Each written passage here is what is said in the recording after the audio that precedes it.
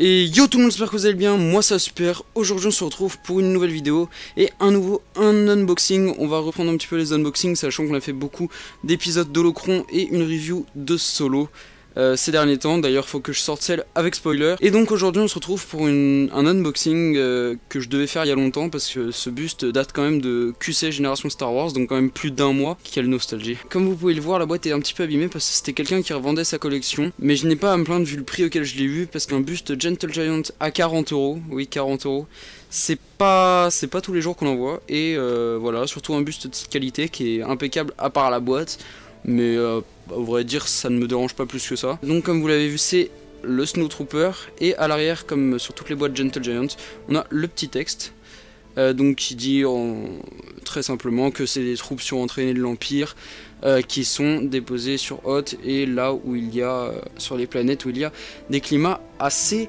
glaciaux. Donc c'est du Gentle Giant, c'est du collectible mini buste, comme d'habitude c'est marqué là. Et donc on va ouvrir ça sans plus attendre. Donc pareil, j'aurai d'autres unboxings à faire, j'ai beaucoup de pop, on va peut-être faire des épisodes avec plein de pop groupés.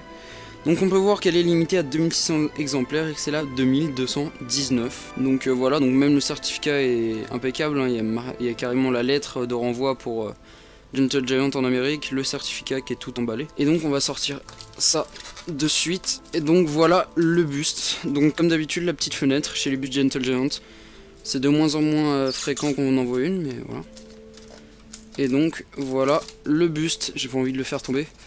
Voilà le buste, donc une posture quand même assez dynamique et assez sympathique, mais pas de d'aimant ou de sabre comme pour le Luke ou le Tusken pour changer la position. Donc comme je l'ai dit, ce buste m'a coûté 40 €, ce qui n'est pas cher, sachant qu'à la base quand il a été commercialisé il en valait 100, donc voilà, juste pour une boîte abîmée je prends. Et donc on va passer à tous les petits détails, même si ils ne sont pas supra nombreux. Mais c'est quand même sympa de les voir, c'est quand même un buste Gentle Giant, c'est les bustes de meilleure qualité possible pour moi. Comme d'habitude, la petite comparaison entre le buste Altaïa et le buste Gentle Giant. Donc le buste Gentle Giant c'est du 1/6, ce qui est quand même assez conséquent, c'est comme une Hot Toys. Tandis que le buste Altaïa, il me semble que c'est du 1/9. Donc pour les détails de ce buste, on en a pas mal tout de même. Alors, il est jaune au niveau des manches, c'est normal, c'est pas la vieillesse, et blanc au niveau du reste du corps. Donc on va commencer par la station de communication à l'arrière de son dos. Donc on peut voir quand même pas mal de petits détails. Donc tous les boutons, ici, des inscriptions. Pareil de l'autre côté. On voit qu'il est bien fixé au dos, il n'y a aucun bâillement entre le dos et le jetpack. Enfin le jetpack. Le blaster, le E11 classique d'un Stormtrooper, malgré le fait que ce soit un Snowtrooper. Les deux sacoches, avec une pointure un petit peu avec effet d'usure, voilà, je cherchais le terme. La ceinture, avec ici le petit bouton. Là, le plastron avec tous les boutons pour la respiration du Storm, etc. Et le casque, toujours avec ses effets de pliure de tissu, toujours très bien réalisé chez Hot Toys, chez Gentle Giant. Je m'en mêle.